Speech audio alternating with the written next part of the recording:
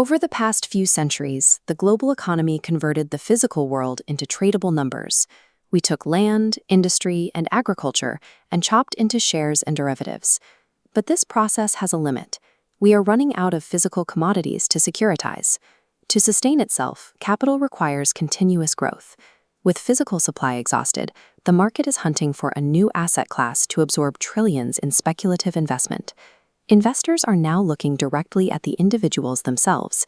We are no longer simply participants in a marketplace. We are the products being traded. The result is a system called human equity. It is a pipeline that applies 4 specific levels of financial engineering to securitize an individual's life. The first stage is the personal IPO. An individual receives a lump sum of seed capital today, and in exchange, they agree to route a fixed percentage of their future lifetime earnings back to a pool of early investors.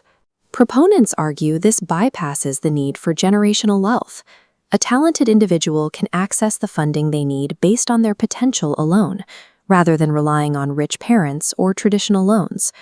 However, by selling your future, you create a fiduciary duty to your investors. If you want to take a low-paying job in public service or take a year off, your shareholders can claim you are damaging their return. Your personal choices become financial liabilities. While the personal IPO captures long-term potential, the second stage of the pipeline targets short-term income, human debt. This follows a model set in 1997, when David Bowie securitized his future royalties, issuing bonds to secure $55 million in immediate cash. Today, digital creators use this structure. Ad revenue is automatically siphoned to pay interest to retail investors. But on secondary markets, if a creator faces controversy, investors can short their debt, betting directly on their loss of relevance. If the creator fails to meet their interest payments, the contract executes a liquidation, seizing their intellectual property and digital identity to pay back the bondholders.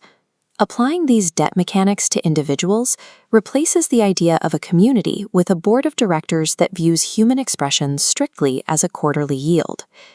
The third stage of the pipeline moves into our social lives through smart contracts, bringing automated enforcement to interpersonal interactions.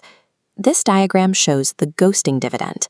Before a date, both people deposit $50 into a digitally locked vault. If one person fails to show up, the contract automatically slashes their funds and transfers the balance to the person who was left waiting. While this aims to enforce social etiquette, it allows the wealthy to simply pay for the right to treat others poorly. It replaces a social norm with a market price. The final stage of the pipeline scales up to the macro labor market, skill value derivatives. Here, investors trade on the aggregate salary of entire careers.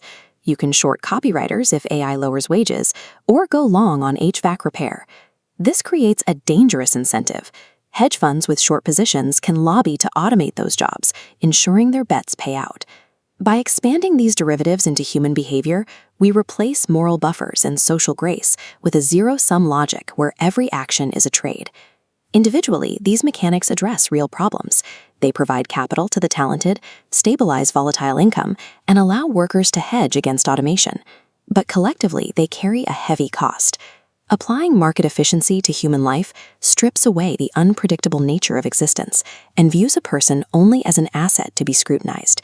We reach a limit when we stop viewing our peers as friends or colleagues and start evaluating them strictly as financial liabilities.